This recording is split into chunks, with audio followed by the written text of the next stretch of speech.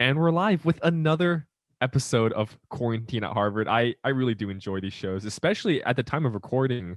It's like 10:30 at night. And to me personally, this is just a personal take. I absolutely love these late night conversations.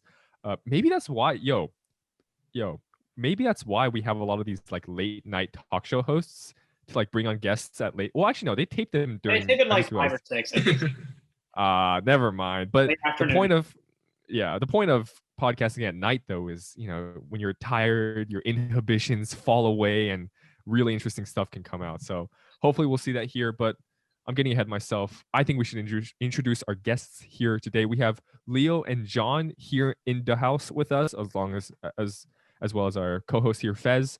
Um, John, why don't you start us off with a quick intro? I'm sure you've done this so many times here already, but might as well Yeah, once that's more. very true. I love the what's your major question that's gotten so old at this point.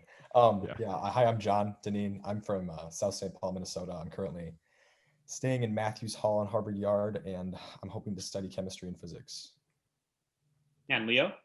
Yeah, I'm Leo Barrera. I'm originally from Brooklyn, New York. Right now I'm in the Yard. I'm staying in Lionel Hall, and my intended concentration is government with a secondary in education. Oh boy, I love to hear that. Secondary and education. Yeah, when David hears the word education, it's like music to his ears. Right, yeah. I'm definitely very entrenched in that setting, but not to an obsessive degree at all. But I think in many ways, I think we all have vested interest in education, given that we've all had more or less 12 years of it. I mean, 12 years of anything will most likely deem you at least, someone familiar with the subject. But I mean, all of us come from, I'm sure, different walks of life when it comes to even just our education. Like for me, I went to your cookie cutter public education system, whatever district you were in, that's where you went to. The high school was the closest one you went to. But I understand, especially talking with a lot of students here, there's charter schools, there's magnet schools, there's private schools, there's Montessori schools, just the whole smattering. I'm curious for you guys. I mean, even Fez, I don't even know if you attended public or private, but let's give a rundown here. Fez, where did you go to in high school? Yeah, so I attended private school from 2nd grade to 8th grade, and then 9th through 12th, I was at a public school in Des Moines. I attended Theodore Roosevelt High School, so pretty close to downtown, a part of the Des Moines Public Schools. I think there were around, I don't know, maybe around 2,000 students, I want to say. So very All right. diverse. It was definitely a nice shift from, I think, the private school setting I had, because that was like small class sizes of around 15 students, which was also absolutely great. And then it was interesting then being exposed to just more diversity from a socioeconomic perspective, from a cultural perspective. So I think I was lucky to get the best of both worlds there. Mm-hmm. And what about you, John? Yeah, I went to the classic public school. South St. Paul Secondary was just the like you said, the local cookie cutter. Yeah. It was about, I think we started with about 220 my freshman year, and we dropped down to about 180 per class and senior Oh, year. wow. So yeah. Yeah. And Leo? Yeah, I went to a charter school my whole life. Actually, it was the same charter school network. So I entered in kindergarten, and then through senior year, I was kind of the same group of people in my life. So like coming here was definitely like really good to make friends that I hadn't known since we were kids. But yeah, it was quite the time. Man, yeah, talk about consistency. Like for me, I moved around. I was born in Utah, uh moved to California, and then moved to multiple places in California. So yeah, I got a sampler plate of a lot of places. Um but it's certainly something admirable to have like a consistent experience throughout your K-12. But now we are all here. We are under the umbrella of Harvard education, something that we can share a commonality with. And one thing that is coming up really soon, or at least literally now, is midterms. And I just wanted your thoughts because honestly, October, right? October, we're in October and there's midterms, right? In high school and whatever, midterms are like what, December, right? Midterm, right? Mid-year. But here, man, like I feel like I've barely gotten to know the class and they're already testing us for half the content. So for me personally, I have a midterm this Thursday, math class. Stressed, scared, nervous, nauseous. But what about you guys? I mean, Yeah, I would totally agree. So I think none of the classes I'm in right now have a like quote unquote midterm, but like this past week and this week, have really been the times when all the first projects, essays, other big assignments are being due. So you've definitely felt the grind the last 7 days, and I know I'm going to feel it the next 7 days. Today's Monday, so I'm assuming that by Friday I'm going to be totally swamped. But yeah, I mean, it's definitely weird because I feel like maybe last week or the week before that, I just finally got into the routine, getting used to the whole college life and deciding, okay, this day is when I have to focus on this class. This day is when I switch to this class. So it's definitely kind of hitting hard, but hopefully we can get through it. But this weekend was this past weekend was pretty rough for me as well. I had my first XPOS essay due, and then I've got the physics midterm 1 of 3 this Thursday. So I'm feeling the same way. And yeah, my math class 21A, we have 5. They call them they're called like 5 midterms, but they're barely even midterms at that point. They're not. So Yeah. It's 5 tests like every 2 weeks, which is great. Yeah, no, I felt that. Last week I had an XBOS essay due on Thursday, and then I had a seminar essay due today, and I have a midterm going on right now for my math class, and then I have a Gov 20 essay due next week, Monday. Oh, jeez. And so I'm just curious. We're surviving, man. Sorry? I said we're surviving. It's all right. Yeah. Facts. I mean, I'm just curious as well. So like for tests and midterms, how do you take that over Zoom? Because I haven't had any of those yet. So I'm just curious, like how does that take place? At least for me personally, the math test was just basically honor coded open note. You just take it whenever during the day. But I know the physics one, we're going to be taking it over Zoom, like with, I think we have to direct our camera to our paper so they know we're not cheating. Oh, wow. Like that. Yeah. That's interesting. Yeah, and it was the same for me. Like the math midterm I'm taking right now, it's honor code system. It's like you can use pretty much anything goes except for another person. Like, right. Yeah. And yeah, for mine as well. My math midterm is open note, open book, open anything. Well, I guess not open friend and open internet. But those exams are the scariest because if the professor is so confident to say that your exam is open note and open book, chances are you probably won't necessarily need them right for the exam, which in all regards is absolutely horrifying. But yeah, no, it's interesting. Obviously, well, at least I can't extrapolate this to everyone, but in high school, right, there was very little trust in student honor, right? I mean, there were multiple mechanisms to prevent cheating and prevent that. I'm not saying that cheating is rampant here at Harvard, but I feel like there's a lot more trust vested in students to take exams honorably, right? And I think that's a good thing. And I've always heard this thing, right? Like if your student, like this is in reference to a teacher, if your student is incentivized to cheat on whatever, a test, a quiz, is that really pointing at the student, or is that more towards the incentives of the class and how that's structured? And I'm curious your thoughts on that. Right? Is it more because of the class, how it's structured to emphasize the grade over the learning, or is it more because of the student and they were born mischievous? I don't know. I mean, that's definitely a good question, and it's like I feel like that's something I'd have to think about. I mean, obviously, I think that both the teacher and student each play a role, obviously, in ensuring that the classroom environment is a great one. Obviously, it's more so on the teacher, but also the student needs to, come to class wanting to learn. You know what I mean? So that effort has to come from them.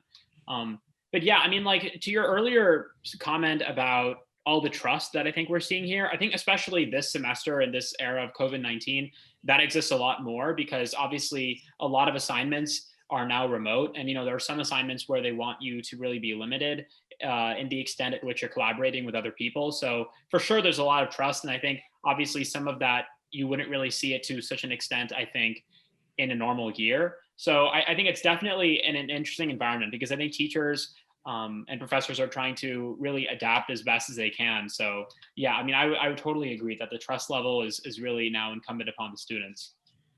I almost say that trust is the major factor here. I think there's just so much incentive not to cheat. Like if you get caught here, there's a lot of times there's no going back. And I think it's definitely worth it to maybe take the B- or C on the test than risk totally losing your chance at an education here at Harvard. So that's true. No, yeah, I definitely feel that. I do think though that it's like also this attitude. It's like if you're gonna be at a place like Harvard and you're just gonna cheat your way through, like, are you really kind of taking the value everything that you're learning here and like the opportunity that you've been afforded, right? So it's like I think that trust just comes with the fact that like you picked your classes this semester. Like, yeah, maybe you're stuck in some gen eds that are just trying to like just like get out the way, but at the same time you're like choosing classes you mostly like. So even though there's a midterm or a paper or something, like I mean you knew what you kind of were signing up for and you're curious and you're passionate about what you're learning. So I guess it really just comes back to yourself. If you're going to cheat on a midterm, then and you're not learning information for your own good, then it sucks. It's going to come back to bite you eventually. Yeah, I mean, I can tell you. So one of the classes I'm in this year is CS50, and as part of their problem sets, they allow you to take.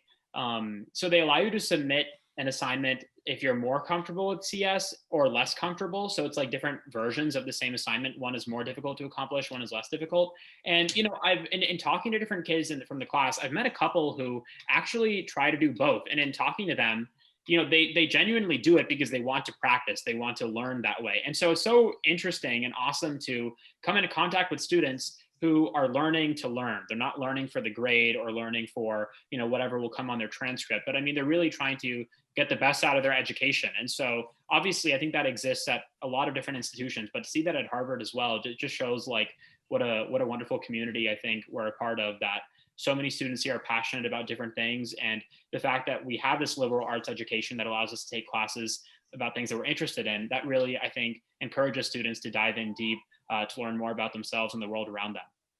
Yeah, yeah, and that speaks, of course, to the quality of education, right? Because like what Leo said, there's propriety now, right? We have literally not complete freedom, but illusionary freedom to choose to choose whatever class we want, right? Obviously there's the whatever the requirements to meet, but those almost seem meaningless when you consider the fact that I did not pay attention to the requirements at all this year except for XPOS 20, and yet still I somehow managed to satisfy like 3 of my general core requirements. But what I wanted to bring up though was how, again, to quickly go back to incentives, right? And I keep bringing up high school because obviously that's the most recent experience that I've had. We're all first years, so I'm going to keep bringing that up. But in high school, it feels very grade pressured, right? I mean, you hardly ever consider learning as the primary incentive. It's almost always the credential. And despite Harvard being known as a place for credentials, a Harvard credential is probably one of the most valuable credentials you can ever have. At the same time, from my personal experience so far, taking my classes, it really does incentivize you to learn, right? And that's multiple factors. The professors are fantastic. The content itself is specific yet broad. And of course, you pick that class. You are invested in it. I'm curious for you guys if that's the same thing. Yeah, I mean, I would totally agree. Oh, I'm sorry, John, go ahead. I mean, interrupt you. Oh, thank you. I appreciate that. Yeah, I think right now, at least, I've never felt less pressure to get a good grade for some reason. Like I don't know if that's just me. It might just be me, but like sure, I have a test coming up on Thursday, but like I'm almost like at the point where not so much what happens because that seems kind of, I guess, apathetic, but like I feel like I put in the work to learn. So if I don't succeed, then it's not really on me. Yes. Maybe that's the wrong way to think about it, but I feel less stressed for that reason. So yeah, that's completely valid. Yeah. Fez, were you gonna say something? Yeah, I mean, I was going to say this kind of goes back to what I was saying earlier, but I think like in high school, while you are able to pick the classes you want to take, obviously there's not as much diversity in terms of topic. And so here, when you open the course catalog, the PDF is like so long because they have like thousands of classes you can take, and literally over almost every like conceivable subject. So I mean, the classes I'm taking this semester, I was genuinely excited for, because these were the classes that surrounded the different fields I was interested in. And I see, the thing is, personally, I haven't decided on a concentration, but like each class I'm taking this year kind of relates to a different field that I'm interested in and wanted to explore. So part of the reason why I was excited was because this will kind of help me decide, what I would like to do for the rest of my life. And so far, I mean, I've been enjoying each one, but I mean, there's some classes I've been like, okay, maybe this isn't so much for me as a career option. Other classes where I've been more surprised and I've decided, maybe this is something worth exploring. So, I mean, I would totally agree that, I mean, now it's, well, obviously the grade is still important. You are also just learning because you want to learn and you genuinely want to get that kind of insight for your future. So, I mean, I would absolutely agree with what John is saying. Yeah. I mean, for God's sake, there's a class literally called Tree on campus. I mean, I applied for that one first. oh, you applied for that one? Yeah, if I took a freshman seminar this year, I would have, that was my number one choice. I mean, what's it about? well, surprisingly, it's about trees. No, I'm just kidding. But well, I mean, yeah, it's everything about trees, from the biology, even to like law. Like, do trees have rights, right? Like, similarly, how there's like anti-animal cruelty laws. Do trees deserve anti-cruelty laws for trees? I mean, can we just simply go around the trees and snap branches off and not expect repercussions? Obviously, I've not taken the class, so I wouldn't know the answer to that. But and again, like, I think the beauty of all of this is that it really makes you consider what is meaningful education, right? Is it really the content that you're learning? Because, like, sure, okay, yeah, you take the tree class, sure, take the tree class. Are you going to apply that tree knowledge to your career or whatever? I would probably not, right? Maybe if you're looking to become a tree arborologist, is it an arborologist, right? But the meaning of the education itself is, I think, the process of the learning, right? Like, easy example, and maybe you guys can give examples as well. But for my math class, right, it's modeling in the life sciences, right, where you use calculus to model like predator prey or chemical kinetics, right? And on the Q guide specifically, I remember this specific comment. They said you would probably never use these equations ever in your life, ever. You'll probably never apply this knowledge that you'll learn in class ever in your whatever even if you go into like bio computation or biostatistics, you'll probably not use these. But the fact is that it teaches you a method of thinking and a method of analysis that is really useful if you take some liberty with applying it. For right. Sure. And I think all of us kind of have our foot in some sort of science, right? Math or physics or CS, where that, I think, is a very justifiable reasoning, Yeah. And I mean, like, it's not even about like applying it to your own life, but it's like there's some classes that just genuinely seem interesting where it's like, why not just take it for fun? Like, see if there's something here that, you might pick up as a hobby. So like, I mean, I don't know. It's like, obviously there's so many different clubs that you can definitely join to learn more about yourself. But I mean, there's a lot of classes too, where it's like, I know that that's not going to be a career I'm going to explore, but I'm still just genuinely interested to learn more about that because that topic seems fascinating and maybe I don't have experience in it, but I'd like to at least have my foot in the door. So, I mean, see, and I'm sorry, I'm going back to, I'm like stating what I said before again, but it's like, I mean, that's kind of the beauty of this liberal arts education where it's not like you're confined to a single course and you can't look beyond that. You don't have blinders on. It's like, you can really just, explore the world around you. So, I mean, I think that's part of the reason why I know there's so many campuses that have that, but I mean, I think that's part of the reason why Harvard is what it is. Right. Yeah. And I suppose, what's interesting as well when it comes to like learning in classes and stuff like that, I think it is like, I think a Harvard education is like a microcosm of what your life should be, right? Or however you design your Harvard education. I know some people are like in thousands of extracurriculars. Wait, I don't even know why I'm saying they. I'm also part of a healthy amount as well. I think we all are. It's a lot of just like rejection that it's me, but it's all of us, I feel like. Yeah. Oh yeah, for sure. But I mean, so far to gauge the room here are there any organizations or sports teams that you are like for sure, 100% dedicated, like you are following through this semester, right? Is there anyone that you're entrenched in? The Crimson for me, for sure. Oh snap! You're copying the Crimson. Which department? Editorial. Yeah, there we go. Good luck. Yeah, no, for me, I'm doing citizenship tutoring through the IOP. So we like work with like people like that work for HUDs or for like dorm crew or just like around campus that are like working on getting their citizenship. So whether it's like helping fill out the application to like teaching American history, to prepping for interview and stuff like that. So yeah, I mean, it's low commitment, like time wise, but like like physically tutoring, I think it's just an hour or two a week. But just like preparing, and it's like a lot of responsibility that you take on, right? Like small mistake and you can set somebody's citizenship for 7 years. So it's like yeah, you definitely got to know what you're doing, but it's something that I like really look forward to and I value a lot. So I'm excited to.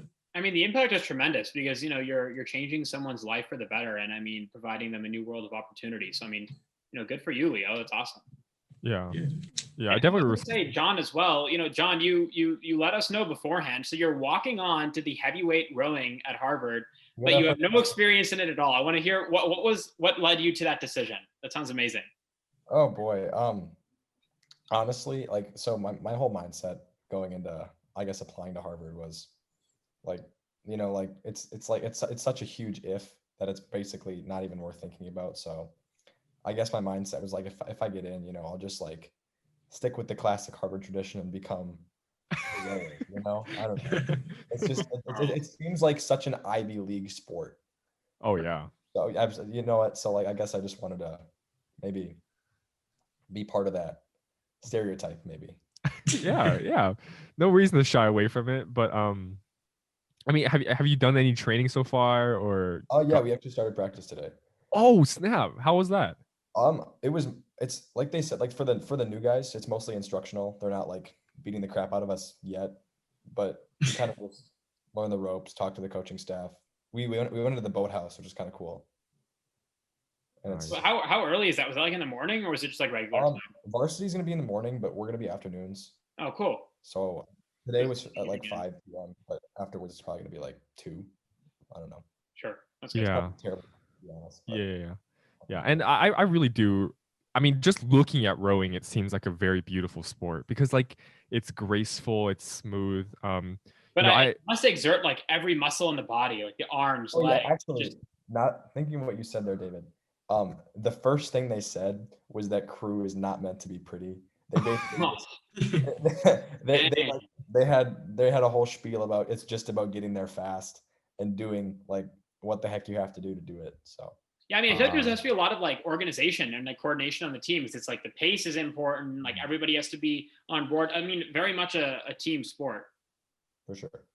Yeah, I feel like rowing is almost like NASCAR racing because like I obviously I don't know much about NASCAR, but it feels like how like you start the race, how how can you determine the winner if it's like 400 laps later, right? And like same thing with rowing, it's such a long distance, or at least for I don't know exactly the race distance, but like it like just for example like a mile run, right? I mean you can generally see like people move ahead, move behind pretty easily. But for rowing, I feel like it's difficult to like, get. I don't even know how to describe it, but like, I mean, like, so John, have you like rowed before or like got into a rowing machine? The machine, yeah, not a boat though, which is the first thing they're teaching us is how to not. They said how we're not. They basically told us like you could drown and die if you like don't know how to use it. So that's. Oh. But in terms of the race itself, they're usually, for how long of a distance it is, they're usually not very close races. Right. Yeah. Yeah. Yeah. I mean, it's usually like at least like a boat length or two, right? From what I've heard, yeah. Okay. And then Leo, are you doing any sports or are you in the same pun boat as me and not doing any? No, I'm doing sports on my own. I mean, I was going to do like, I don't think any of like the club sports are exactly active. I was gonna do climbing, but a lot of the upperclassmen are off campus, so I just climb on my own. And then soccer, but some of the guys would just get together and just like go kick the ball around on the weekends. So. And you founded a climbing team in high school as well, right? I know you. Yeah. It was a really, really cool experience. So I spent some time in Colorado in my summers in high school. And, just got super into climbing, and then there's a teacher that he was also huge on climbing, and we were like, you know what? Let's see what we can do.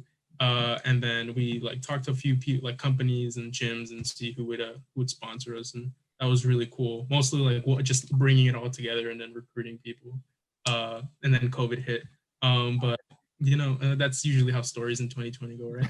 Yeah. Yeah. I mean, like all of us were working on something and then COVID hit, boom, it's over. Yeah, it's the same exact thing. This cool thing would have happened basically. Wait, for definitional purposes, so when you say climbing, are you talking about like indoor gym climbing or like outdoor rock climbing? Yeah, so I've done a little bit of both, like just personally.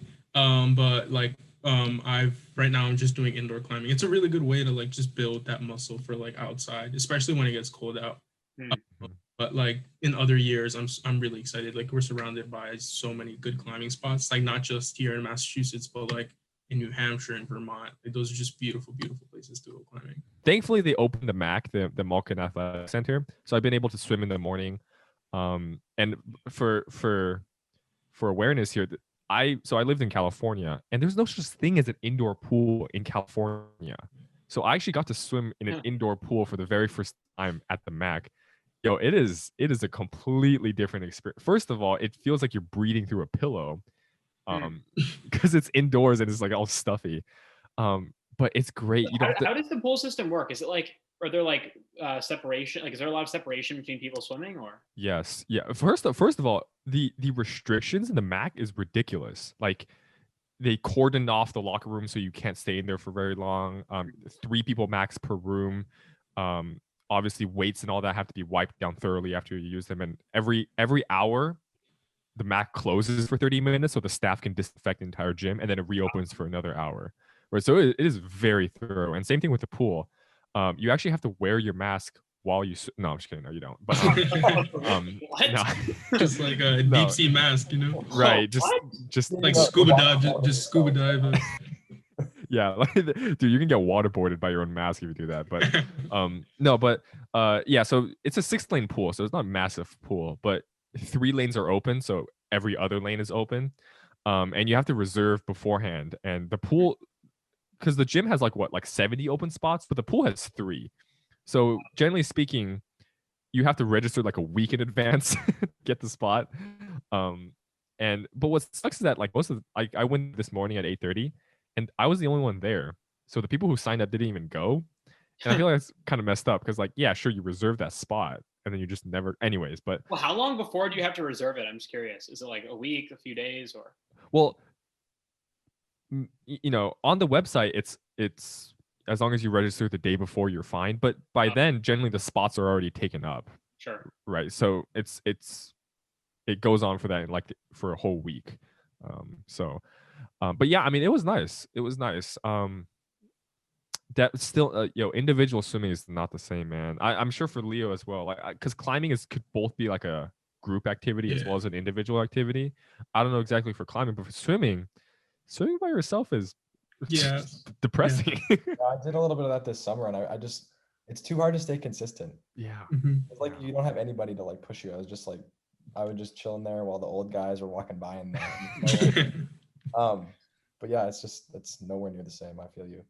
So it's like, before we move on from this topic, though, I definitely want to say, like, shout out to all the clubs, and then also just like Harvard for, starting to open up these facilities for students to use. But it's like for clubs as well.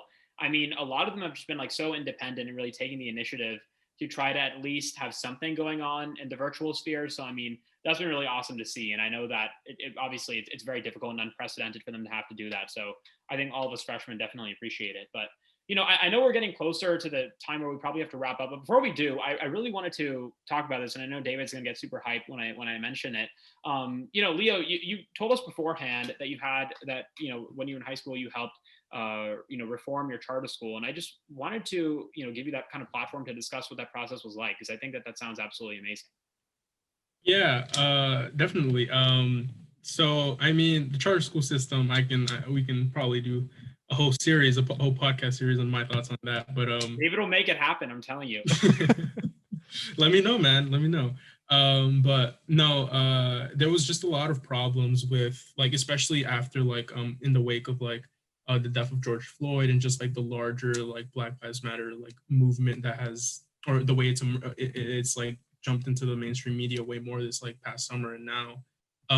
It was a lot of like just coming to terms with like the fact that charter schools on paper are made for like specifically like students of color, low income students, and like providing them with an opportunity to like close the achievement gap, to use that jargon. and it sounds really good on paper. It sounds like, like this is the way that education should go, but in practice, it can actually be implemented in very like just sort of to call it out, in very racist ways, in very white saviory ways. Um, so it was a lot of just like having those really honest discussions of like, not just when I was like, this started like sophomore year, but like after like I graduated and stuff, like having those discussions and like the fact that like there's some policies that just like don't need to happen. And sort of like rooting my helping root my charter school more in like this social justice sphere, and like not just like being a school and doing what, like providing education for students, but also just like building that self-esteem. Especially I feel like it's important for BIPOC like young students to really build that self-esteem both academically and socially, especially when you're pursuing like higher education. So yeah, just having those honest conversations and just checking in like here and there, how it's been going. It's a little difficult because everything's virtual now, so there's no exactly like it's a behavior system, but yeah, it's been ongoing, and there's a lot of honest conversation going about what school should look like. Yeah, and in keeping with that spirit of honest conversation, I was hoping to, ask you, like, what are there any specific examples or observations of how execution and the idea, the dichotomy between the idea and the execution, right? Because like you said, on paper, as with most things that are said in education, right? Like classic example, the policy "No Child Left Behind," on paper, in words, sounds fantastic. Who wants to leave children behind? If you do, you're crazy, you know. But then on practice, it was so detrimental to the functioning of many schools that ironically it left many children behind. And same exact situation here, right? On paper, charter schools were designed for, to bridge this gap, but like you said, it doesn't. And so how exactly have you witnessed that it doesn't, right? It fails to live up to its name. Yeah. So in my charter school, at least, we had to wear a uniform every day, right? And I say that, it's like, yeah, uniform. You can wake up like super late. You don't have to worry about what you're wearing. So it just like stops like this judgment based on like socioeconomic class and like what people are wearing. But when you have very strict uniform standard, it's like I wasn't personally involved in like the movement at my school, but there was this huge movement. I remember sophomore year, the fact that like head wraps were banned, not like for religious reasons, just like for other reasons. But like I know there was a large movement of the fact that like head wraps and like do rags, usually associated. The first association was like, oh, like a gang affiliation, and it's like my entire school is like was full of like Black and brown students. It's like, if that's the first assumption that your school says about something like a head wrap or a do rag, then what are you trying to say about their students? So yeah, it was just like, and it's not always just like it's hardly ever a gang affiliation. It's mostly a cultural thing, or it's like just like something you wear that just makes you feel good about yourself, you know? Like whether it be with different prints or like just different things like that, like they're beautiful.